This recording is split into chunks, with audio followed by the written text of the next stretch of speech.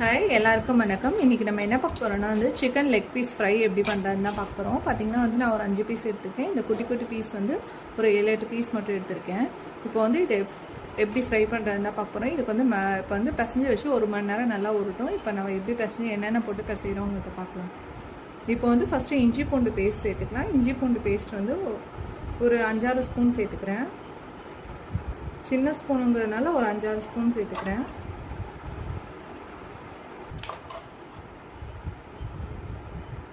இஞ்சி பூண்டு பேஸ்ட் வந்து எப்போயுமே சிக்கன் செய்யும்போது கொஞ்சம் எக்ஸ்ட்ரா போட்டுக்கோங்க. நான்வெஜ் சிக்கன் நான் முன்னாடியே சொல்லியிருக்கேன், அப்போ தான் நல்லா டைஜஸ்ட் ஆகுங்கிறதுனால இஞ்சி பூண்டு பேஸ்ட் எப்போயுமே கொஞ்சம் எக்ஸ்ட்ரா சேர்த்துக்கோங்க. இப்போது அதுலேயே பார்த்தீங்கன்னா ஒரு அரை லெமன் மட்டும் பிழிஞ்சு விட்டுக்கிறேன்.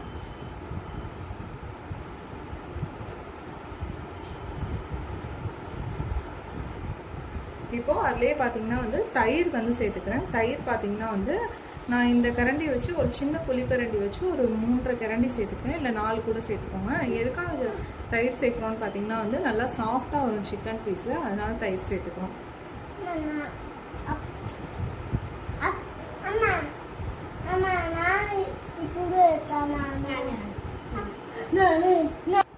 நான் வந்து பேக்கெட் தயிர் தான் சேர்த்துக்கிறேன். நீங்கள் வந்து வீட்டில் இருக்க தயிர் இருந்தால் கூட சேர்த்துக்கணும், ஒன்றும் பிரச்சனை இல்லை.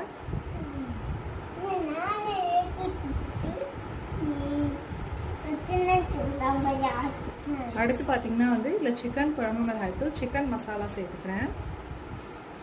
இது வந்து மசாலா தூள்லாம் வந்து உங்களுக்கு காரத்துக்கு தகுந்த மாதிரி சேர்த்துக்கோங்க. எல்லாமே நான் வந்து குழந்தைங்க சாப்பிட்டவங்க கொஞ்சம் கம்மியாக தான் சேர்க்குறேன்.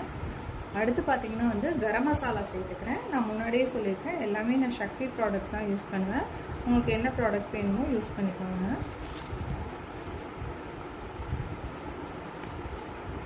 இப்போது அதுலேயே வந்து மல்லி பவுடர் யூஸ் பண்ணிக்கிறோம். மல்லி பவுடர் பார்த்திங்கன்னா வந்து வாசனைக்காக யூஸ் பண்ணிக்கிறோம். நல்லா வாசனையாக இருக்கும், டேஸ்ட்டும் கொடுக்கும்.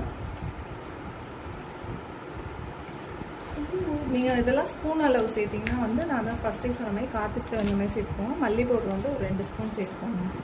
அடுத்து பார்த்திங்கன்னா வந்து பெப்பர் பவுடர் சேர்த்துக்கலாம்.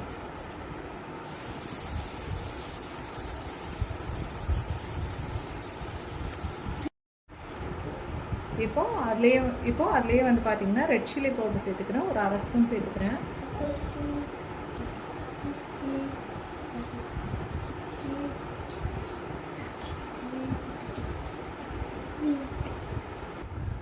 இப்போது அதுலேயே வந்து உப்பு தேவையான அளவு சேர்த்துக்கிறோம்.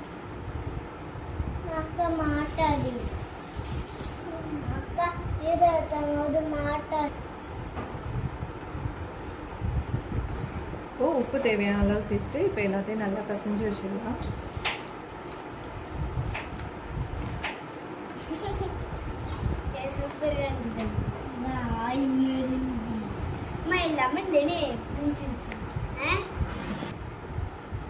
இப்போ பார்த்தீங்கன்னா நம்ம நல்லா பிசைஞ்சு வச்சிட்டோம். இப்போ இது 1 மணி நேரமாக நல்லா ஊறட்டும். 1 மணி நேரம் ஊறினா தான் அதுக்குள்ளே வந்து நம்ம சேர்த்த லெமனு, உப்பு, காரம், தயிரோட அந்த சாஃப்ட்னஸ் எல்லாம் ஏறும்.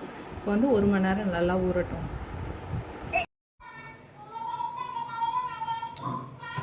இப்போ பார்த்தீங்கன்னா வந்து 1 மணி நேரம் நல்லா ஊறிடுச்சு. இப்போ ஃப்ரை பண்ணி எடுத்துடலாம்.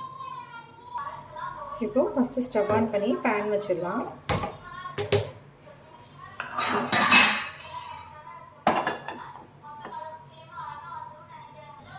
இப்போ பார்த்தீங்கன்னா பேன் நல்லா ஹீட் ஆகிட்டு இப்போ எண்ணெய் சேர்த்துக்கலாம். பேனில்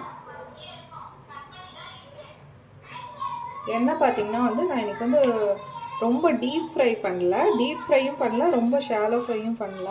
நார்மலாக வந்து எண்ணெய் வந்து பாதி இருக்க மாதிரி ஊற்றிக்கிறேன். இப்போது எண்ணெய் பார்த்தீங்கன்னா நல்லா ஹீட் ஆகிட்டு இப்போ வந்து ஒன்று ஒன்றா போட்டு எடுத்துக்கலாம்.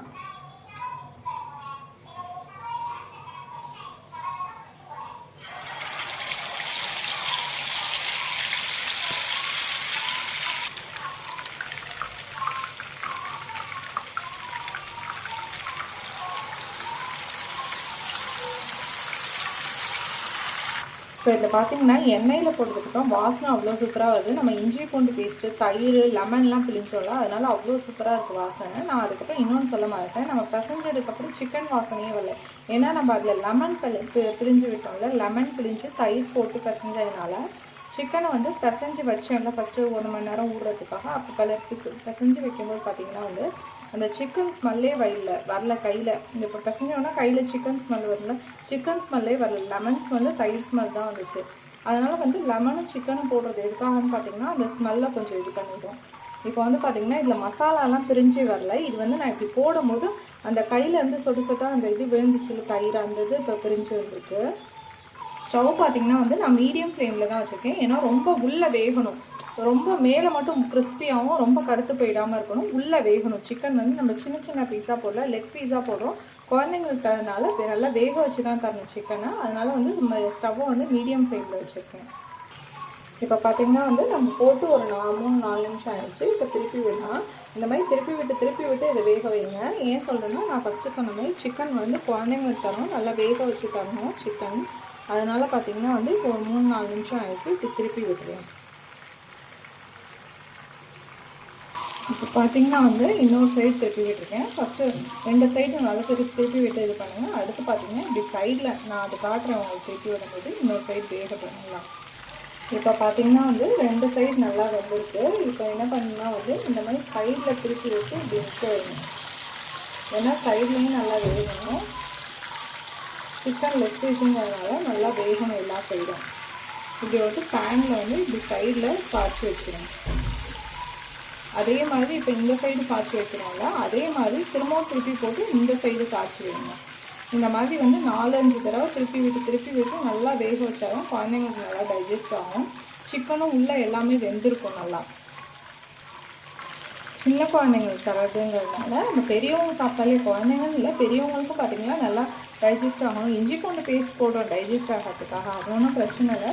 இருந்தாலும் உள்ளெல்லாம் நல்லா வேக வச்சு சாப்பிட்டா தான் உடம்புக்கு நல்லது. குழந்தைங்கன்னு இல்லை பெரியவங்களுமே பார்த்திங்கன்னா இந்த மாதிரி நல்லா வேக வச்சு சாப்பிடுங்க, அப்போ தான் உடம்புக்கு நல்லது. இப்போ பார்த்திங்கன்னா இந்த சைடு வெந்துருச்சுல, இப்போ அப்படியே வந்து திரும்ப இந்த சைடு திருப்பி போடுங்க. இப்போ இந்த மாதிரி வந்து திருப்பி போடுங்க. இந்த மாதிரி திருப்பி விட்டு 4 சைடு நல்லா வேக வைங்க. இப்போ பார்த்திங்கன்னா வந்து 4 சைடும் நல்லா வெந்துருச்சு. இப்போ வந்து அப்படியே லைட்டாக நிற்க வைங்க. அப்போ தான் வந்து இந்த மேலே இந்த இடம் இருக்குல்ல, இந்த இடம் லைட்டாக பச்சையாக இருக்க மாதிரி இருக்காங்க, அது வெந்துடும். இப்படி லைட்டாக படுக்க வைக்கிற மாதிரி வைங்க.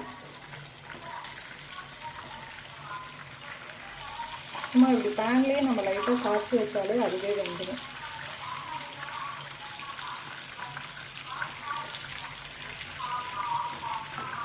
இந்த மாதிரி சாய்ச்சி வைக்கும்போது இந்த கீழ் பகுதியெல்லாம் நல்லா வெந்துடும். இப்போ நம்மளோட சிக்கன் பார்த்திங்கன்னா எல்லா சைடும் நல்லா சூப்பராக வெந்துடுச்சு. இப்போ எடுத்துடலாம்.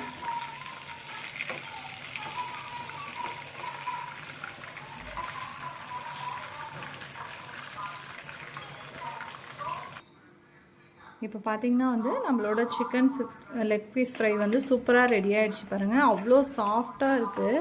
இந்த வெடிச்சிருக்கு பார்த்திங்களா, இந்த மாதிரி வெடித்தா தான் சிக்கன் வந்து நல்லா வெந்திருக்குன்னு வச்சுக்கலாம். குழந்தைங்களுக்கு வந்து இந்த மாதிரி வெந்து தந்தால் ரொம்ப நல்லது. பாருங்கள், நான் ஒரு இதை பிச்சுறேன், அவ்வளோ சாஃப்டாக வருது பாருங்கள், பஞ்சு மாதிரி. அவ்வளோ டேஸ்ட்டாக இருக்குது. கண்டிப்பாக இதை நீங்களும் வீட்டில் ட்ரை பண்ணி பார்த்துட்டு எப்படி இருக்குன்னு கமெண்ட் பண்ணுங்கள். தேங்க்யூ.